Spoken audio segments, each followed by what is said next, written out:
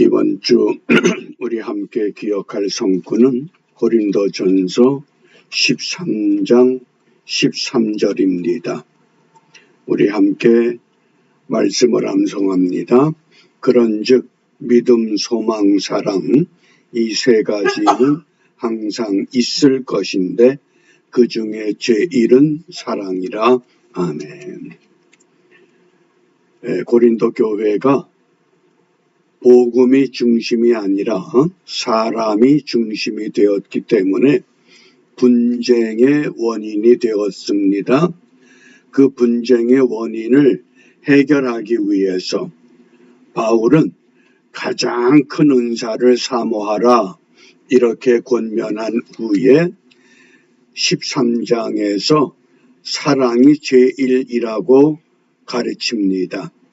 따라서 우리 믿음의 사람들이 두 가지 사랑의 자세가 필요합니다. 첫째는 하나님에 대한 사랑, 그리고 조국에 대한 사랑, 우리의 정체성을 바르게 세워가야 할 대상입니다. 이런 배경에 의해서 오늘 읽어야 할 말씀이 고린도후서 7장부터 9장입니다. 7장에서는 두 가지 근심을 말씀합니다. 첫 번째는 세상 근심, 두 번째는 하나님의 뜻대로 하는 근심. 세상 근심의 결론은 사망이지만 하나님의 뜻대로 하는 근심은 회개하도록 우리를 이끌어 간다고 약속합니다.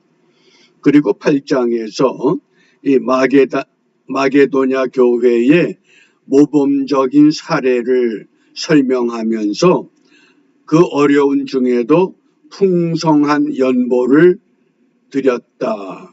그것은 곧 하나님의 뜻을 쫓아 자기를 낮추는 믿음의 모습을 소개했습니다.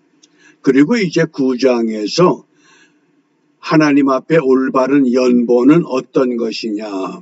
우리가 이 아침에 헌금과 연보에 대한 분명한 정의를 마음에 기억해 주시기를 바랍니다.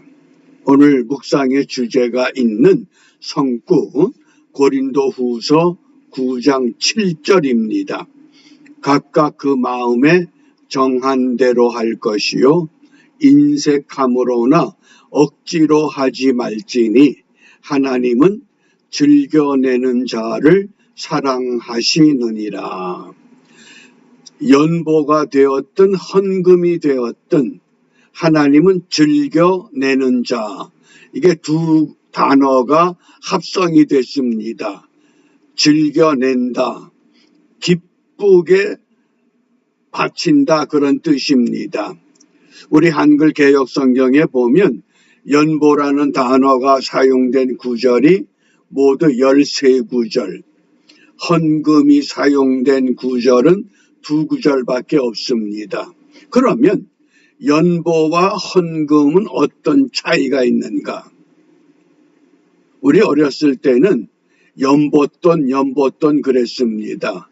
그것이 언젠가부터는 헌금으로 바뀌었습니다. 근데 왜 바뀌었는지는 설명이 되지 않았지만은 우리 오늘 이 연보와 헌금에 대한 분명한 정의를 우리가 성경을 통해서 마음에 새겨 주시기를 바랍니다. 이 첫 번째 연보, 이게 물론 한문자입니다.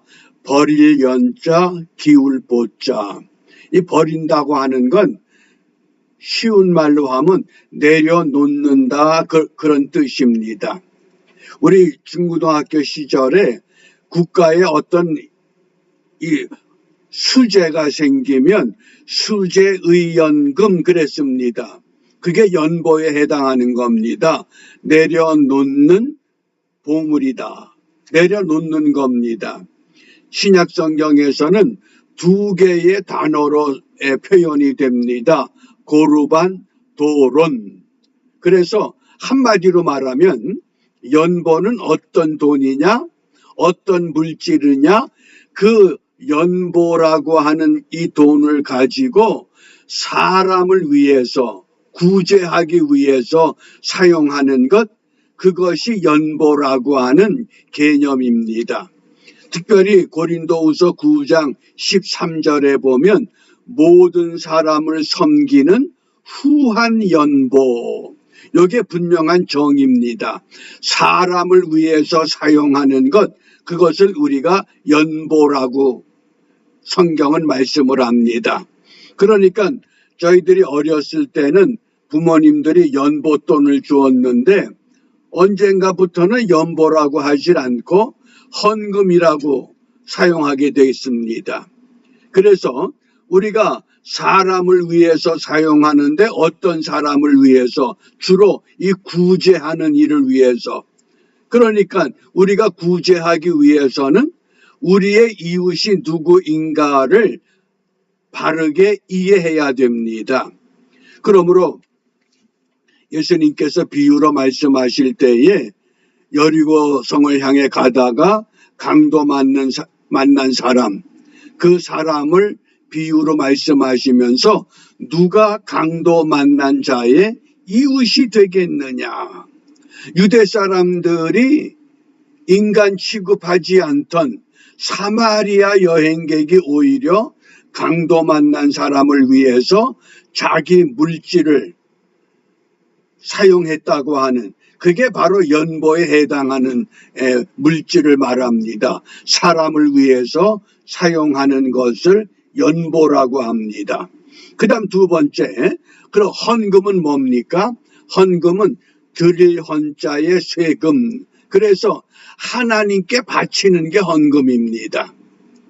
그래서 이 신약 성경에 보면 이 헌금에 관한 이 교훈을 말씀하실 때에 예수님께서 예루살렘 성전에서 부자들이 연복궤에 헌금 넣는 것과 가난한 과부가 2렙돈 넣는 것을 보시고 이 헌금에 대한 분명한 자세를 가르쳐 주셨습니다. 그러니까 우리가 헌금이라고 하는 건 드린다, 드릴 헌자입니다. 누구에게 드립니까? 하나님께 바치는 것, 그것을 헌금이라고 합니다. 그러니까 이 연보라고 하는 것은 양을 가지고 계산을 합니다. 누가 많이 했냐, 적게 했냐. 그런데 헌금에 대해서는 예수님께서 어떻게 말씀하셨느냐. 부자들은 헌금궤, 연복궤에 많은 것을 넣습니다. 그런데 가난한 과부는 2렙돈만 넣습니다. 양으로 따지면 부자들이 더 많은 것을 바쳤습니다. 그런데 우리 예수님께서는 가난한 과부를 향해서 마가복음 12장 44절에 보면 저희는 다 그 풍족한 중에서 넣었거니와 이 과부는 구차한 중에서 자기 모든 소유 곧 생활비 전부를 넣었느니라. 그러니까 연보라고 하는 것은 그 바치는 양을 본다 그러면 헌금은 무엇을 보십니까? 양을 보는 것이 아니라 남은 것이 얼마가 있느냐. 부자들은 풍족한 중에서 많이 넣고 아직도 많이 남아 있다고 합니다.